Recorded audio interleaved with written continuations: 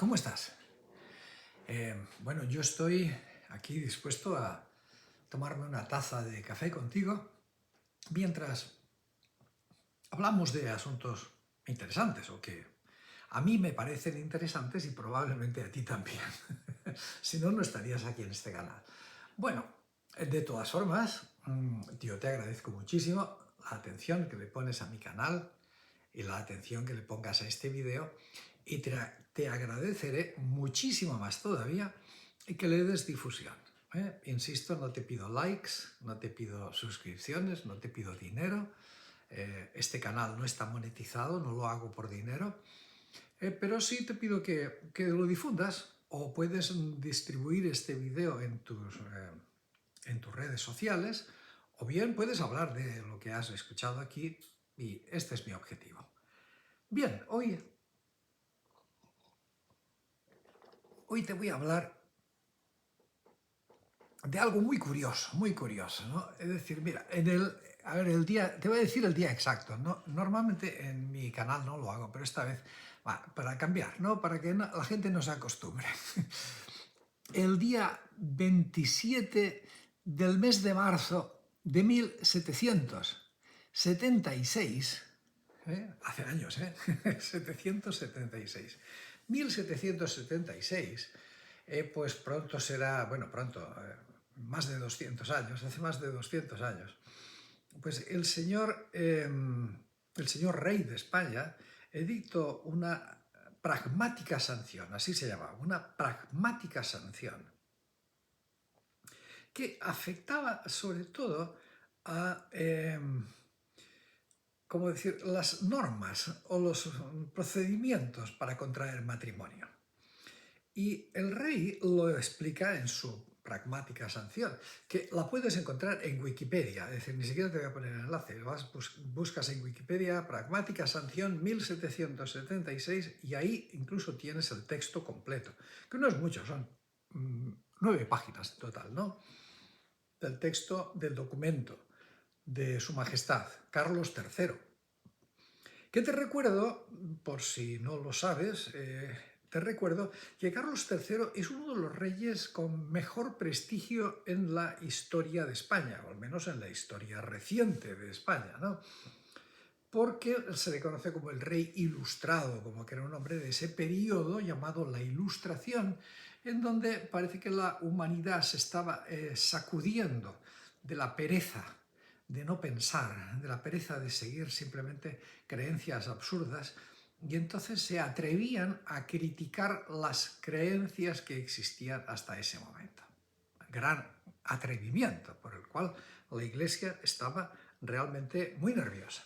Entonces Carlos III fue un rey muy notable y bien, pues esta ley, que en resumidas cuentas era una ley, una pragmática sanción, que después, años después, se corrigió y apareció como una bula real.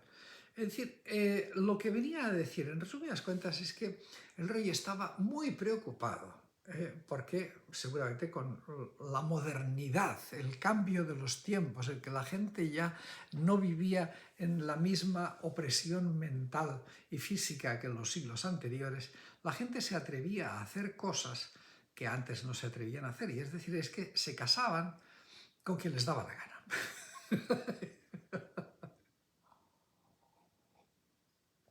Es decir, que un hombre y una mujer pues decidían casarse y se casaban y ya estaba, ¿no? Porque, por cualquier motivo, porque se gustaban, porque estaban enamorados, porque lo que sea, porque les convenía, da igual, se casaban y punto. Y esto, hombre, esto era muy molesto porque, claro, muchas familias veían como sus descendientes, chicos o chicas, decidían unirse con gente que no eran de su mismo nivel, que no eran de su misma clase, que no eran de su misma categoría. Bueno, esto obviamente siempre ha sido un problema y lo es hoy día, ¿eh? Es decir, no nos engañemos, sigue siendo hoy día un problema. Es decir, que si un chico o una chica rico se enamora de una persona que no sea rico, vamos a ver, la cosa va a tener algunas dificultades. a veces más, a veces menos, pero no va a ser fácil. Sin embargo, debo aclararte y ponerte en contexto que en aquellos tiempos remotos, y desde mucho más atrás, se creía que la posición social, la riqueza, la riqueza de cada uno, era algo como que coordinaba con tu naturaleza personal. Es decir, que los ricos eran buenos por naturaleza y que los pobres pues eran malos por naturaleza. Estas estupideces te las encuentras incluso en la literatura, o sea, leyendo a Cervantes, leyendo a quien quieras, a Quevedo, a Lope de Vega. Es decir, la buena familia era una familia rica y claro, es decir, y sus descendientes pues obviamente eran gente rica. Y esta era una de las causas que justificaban la nobleza, porque claro, es decir, los nobles y por lo tanto la gente rica, que si no eran nobles compraban la nobleza más tarde que temprano, o más temprano que tarde, pues la nobleza era algo natural, algo que ya tenías en los genes. Hasta el punto que a veces se encontraban con alguien por ahí que no era muy rico y que se lo veía, que era de buena presencia, de buenos modales, de buenos sentimientos, y decían, este debe ser hijo ilegítimo de alguien importante, de alguien de nivel, de alguien de buena sociedad. Debe ser hijo, pues se le nota, claro, se le nota, es decir, le viene por la genética, ¿no? Claro, el argumento se caía al suelo cuando alguno de los descendientes de esas familias tan buenas, entre comillas, pues era un imbécil, un idiota, un pervertido o cualquier cosa, ¿no? O un criminal. Entonces eso no se sabía cómo explicarlo muy bien, pero lo que estaba claro era eso, ¿no? Y que por lo tanto, cuando una familia de una posición social alta, uno de sus hijos o hijas se mezclaba en matrimonio con otra persona, pues aquello era realmente considerado como un problema moral. O sea, no era una cosa cualquiera, ¿no? Era un problema moral. Se estaba degradando la calidad de esa familia y de esa nobleza, por lo tanto, ¿no? Que tuvieran relaciones ilegítimas, bueno, ya se daba por hecho, es decir, que todo el mundo iba regando por ahí hijos e hijas bastardos. Bueno, pues esto formaba parte, pero esos ya estaban manchados, es decir, esos ya eran de otra categoría, no podían aspirar a tener las mismas oportunidades que su padre o su madre, que habían sido de una clase alta. No podían aspirar a eso, en absoluto. No podían aspirar, por ejemplo, al sacerdocio, que era, ya quedabas fuera de muchos circuitos, ¿no? No podían aspirar a estar en el ejército, ni podían aspirar a cargos en la corte, ¿no? Es decir, eran parias. O sea, lo único que les quedaba era aspirar a la delincuencia o a trabajos muy mal pagados y muy mal reputados. Entonces, bien, este es un poco el contexto del que te quería hablar. Claro, el señor rey, pues esta ley la dio sobre todo pensando en España. Y en España, pues la verdad es que tuvo una acogida muy limitada y muy extraña. Y, bueno, al final la gente hizo lo que le dio la gana, ¿no? También porque en una estupidez francamente ilusoria, decían que para que una persona pudiera casarse, se entiende una persona de alto nivel, esta pragmática no afectaba a los pringaos y muertos de hambre, es decir, que se case cuando les dé la gana, ¿eh? Esto era para la gente rica, ¿vale? Entonces la pragmática sanción imponía que si eran menores de 25 años debían contar con el permiso de su padre, ¿no? Sobre todo de su padre, y si no hubiera padre porque estaba muerto, pues de la madre o del abuelo, de la abuela, en fin, de alguien, pero de alguien que tuviera algo de trascendencia en la familia, ¿no? Pero nada de que uno se casara por como le diera su real gana, que fuera al cura y dijera, padre, cásenos, que queremos ser marido y mujer. No. permiso del padre, ¿no? A los 25 años. Hombre, hoy día una persona de 25 años pues está casi, casi saliendo de la infancia, ¿no? Casi saliendo de la infancia. En aquella época, en el siglo XVIII, y no te digo más atrás, a los 25 años ya una persona ya estaba empezando en el declive de la edad. Es decir, piensa que la esperanza de vida que tenía la gente en aquellos tiempos no era más allá de 40 años. Y eso ya probablemente era mucho menos, ¿no? 40 años. Entonces una persona de 25 años, como quien dice, ya a los 30 ya se le consideraba muy mayor. El que a los 25 años no se había casado, pues es que ya no se casaba. Especialmente mujeres. O sea, una mujer con más de 20 años, ojo, esto lo he vivido yo en mis días, es decir, de niño, yo recuerdo esto, conversaciones en las casas, la gente hablando, una mujer de 20, 21, 22 años, soltera, uy, uy, uy, que se quedó solterona, lo cual en aquel tiempo era una tragedia. Hoy día no. Hoy día no, esto ha cambiado radicalmente. La gente que tiene menos de 40 años no sabe ni de lo que estoy hablando. Pero yo lo recuerdo muy claramente. Es decir, que una jovencita, una mujer con 21 o 22 años que no tuviera ya novio comprometido para casarse, todo el mundo estaba nerviosísimo. Ella y los padres y todo el mundo, ¿qué va a pasar con esta niña? ¿Se va a quedar solterona? ¿Se va a meter a monja? ¿Qué va a suceder con esta niña? Entonces, poner como límite los 25 años era una salvajada. Es decir, que alguien hubiera dicho, bueno, vamos a ver, menores de 15 años que pidan permiso a los padres. Bueno, vale, de acuerdo. Pues se podían casar menores de 15 años. Te recuerdo que la edad legal para las chicas era 12 años. A los 12 años era legalmente una niña podía casarse, ¿verdad? Con lo cual no te digo nada, si se podía casar a los 12 años, eso quiere decir que técnicamente hablando a los 25 ya podía ser abuela. Con lo cual, date cuenta de qué estamos hablando.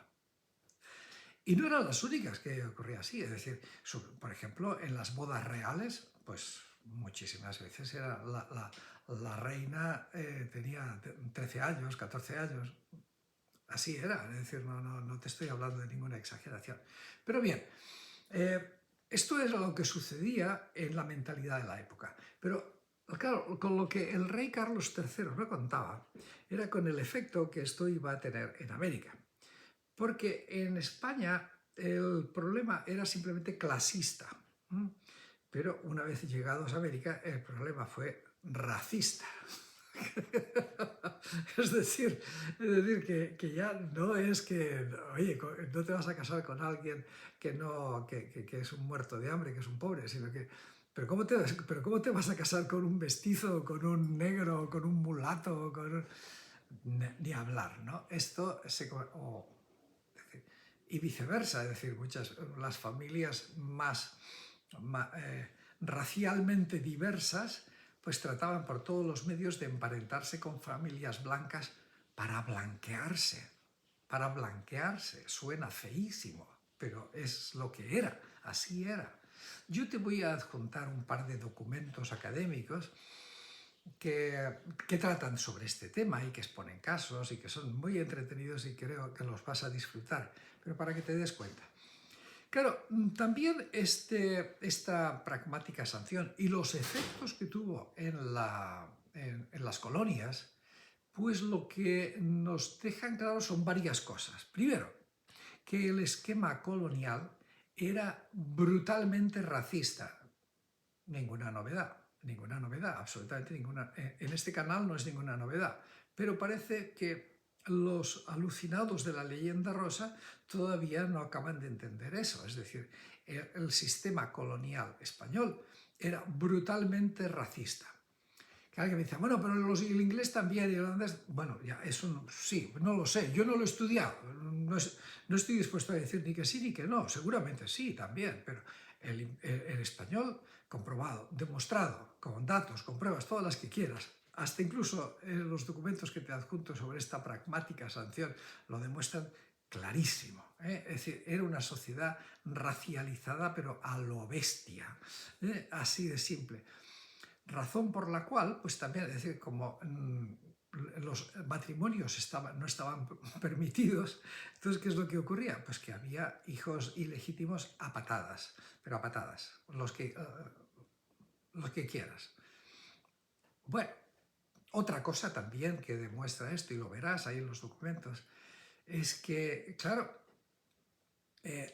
estas leyes excluían literalmente, nominalmente, a las castas, es decir, a esa cosa que la leyenda rosa dice que no existía, que no había castas en el Imperio Español. Bueno, pues este documento lo que dice es que estos quedan excluidos, estos que se casen cuando les dé la gana, a la edad que quieran y con quien quieran. Indios con negros, mulatos con mestizos, lo que les dé la gana, hagan lo que les dé la gana, que no importa, porque total son unas razas despreciables. Y la única raza buena es la blanca, esa es la que tenemos que conseguir que no se estropee, que no se mezcle con malas razas, ¿no? Entonces, pero los demás, y lo menciona claramente, hagan lo que les dé la gana, están excluidos de estos límites. Esto era solamente para tratar de preservar la pureza blanca. Bueno, pues nada, una rayita más al tigre de la leyenda rosa, para dejarles bien claro lo mentirosos que son, lo mentirosos que son los que los promueven, y lo absolutamente ingenuos y acríticos que son los que se creen toda esta cantidad de mamarrachadas. El Imperio Español era extraordinariamente racista, hasta en los más mínimos detalles como estos, los de los matrimonios, ¿no? Que también, no, es que los matrimonios no estaban prohibidos, ¿cómo que no? Por supuesto que no estaban prohibidos formalmente, pero estaban diciendo, esto tiene que estar regulado por el padre de familia, que por supuesto no quería mezclas raras. Muy bien, pues nada más, me termino el café y seguiremos hablando. Cuídate, sé feliz y hasta pronto.